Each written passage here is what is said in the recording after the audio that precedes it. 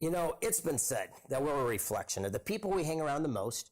Our income, attitude, and lifestyle is the average of the group. If you hang around champions, people that are getting things done, chances are you can become one too. Everyone, it's best-selling author, speaker, filmmaker, Reid, right here in San Diego with a special guest. This is Riadh. I spell his last name, but I don't have a Ouija board in front of me. I mean, I don't know how.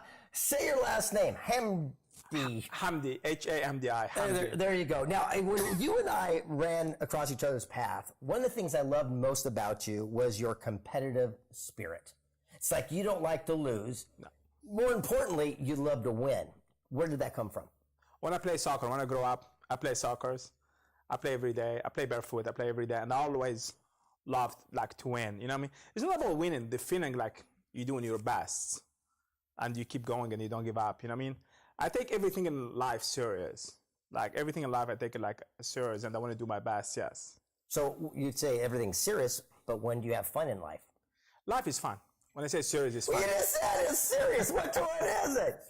Life is fun. I think the way I grew up, I play always soccer and I wanna like do my best. I wanna share some story, very quick story. And when I grew up very poor. And kids always make fun of me, and I don't have anything to show. And the one thing I said, I want to be good in something, and soccer don't cost me anything. I go to where I grew up. I go outside the street barefoot, and my neighbor bring a ball, and we start playing. And I want to be good in something. And I start playing every day. When I lose the game, everybody go home, and I might take the ball, shoot on the wall, and start thinking, I can't wait for tomorrow, because I want to be good in something. I cannot have food. I cannot have anything. The only thing I can be good in soccer. And when I grew up, when I'm 5 years old, I started doing this. And now I'm 46. Donc my mind always, I want to win. I want to win. And it's interesting because we're downstairs and you're showing some of the skills. You haven't even lost those. But here's what I love about that story is that you saw an opportunity of something what you did have. So many people focus on what they're lacking in life. And what you did is, what opportunity do I have? And you capitalize on it. Here we are many years later, and you are rocking it with your company right now. And now you see a new opportunity, and you're capitalizing on that. The juice bars. Tell us about that. Yeah, I opened my first juice bars in 2011. And I remember the same thing happened to me. When I opened my first juice bar, everybody told me, you're crazy. You're not, you're crazy. That's when you know you're onto something good. I know. Exactly. People said, you're crazy. You're not going to make it. 2 blocks away, you have Jamba Juice there. I told everybody, Jamba Juice do not have Riadh. And I want to win. I want to do my best. You know what I mean? I don't care what others do. It's my life. I control my life. And yeah, this is what I did. And I opened the second one, third one. I kept going. It's a great journey. Now, I noticed in your book, the $2 American Dream. Everyone get a copy of this if you get an opportunity. But I know everyone talks to you about, the contents with here. So we're going to set this aside. And I'm going to ask you one of the biggest questions that face every entrepreneur, which is fear. And it's usually not the fear of success or fear of failure. It's the fear of judgment, what other people thought. And earlier, you're talking about what other people thought, but you found a way to manipulate that in your own positive spin. Yeah. How do you do that in business today? In business today, I do the same thing. Like when people tell me, oh, you cannot do this. And I realize we all have 24 hours. We all have 86,400 seconds. We're all living this planet. I realize somebody have to do something. And I love when people tell me you cannot do it. I actually love it. It's so cool.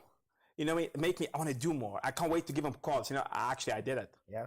And I think doing your best. And I want to share a story. I never shared this before. This is when I came here in 2000 and 2001, I have only $2-3 in my pocket. I went to this restaurant and I'm in the line. I want to order food and I don't speak no English, no nothing. I'm looking at the menu and I'm so hungry. And I'm looking at the menu and I'm doing this. I'm talking and I'm taking too long. She's not understand me.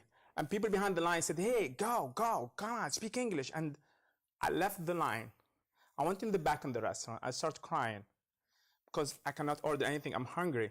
And somebody came from the restaurant, said, you're okay? I said, yeah, I'm actually hungry and I don't speak English. He looked at me and said, remember, your heart speak English. Said, your heart speak all the language.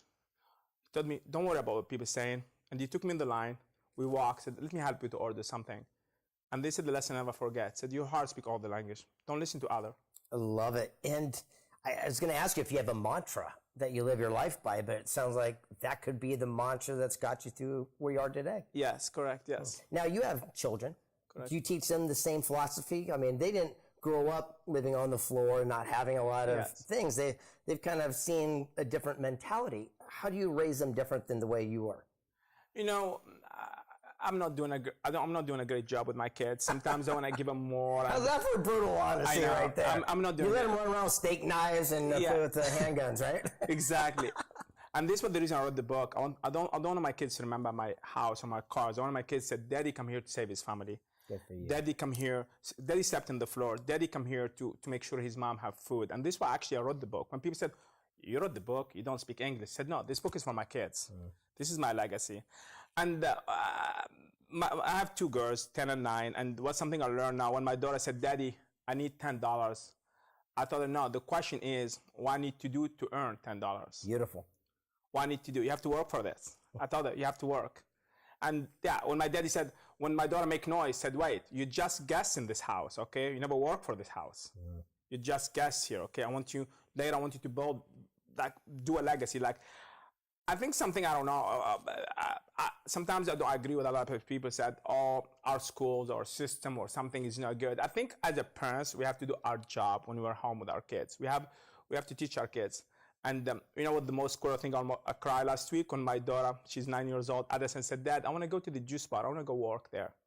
And she worked there, she's scanning, she's working, make me feel like, Daddy, and she called me in the phone, said, Daddy, we need banana, we're missing strawberry. Dad, great. and make me feel like, oh, Moshe, Dad, how long does it take you to get banana? We have customers here waiting for me, and make me feel, wow. I think when my daughter or called me, said, you know what, like, it's so powerful when you involve your kids and the community for everything you do, and make the world a better place. And the final question is, everyone has a quote, something that inspired them, either in their youth or their adult, that keeps them going through the toughest of times. Yeah. Could you share with the audience that quote that's in the back of your brain that every time something might not go as planned, you go to it? Don't train for life, train for legacy. Every day you get up in the morning, don't train for life, train for legacy.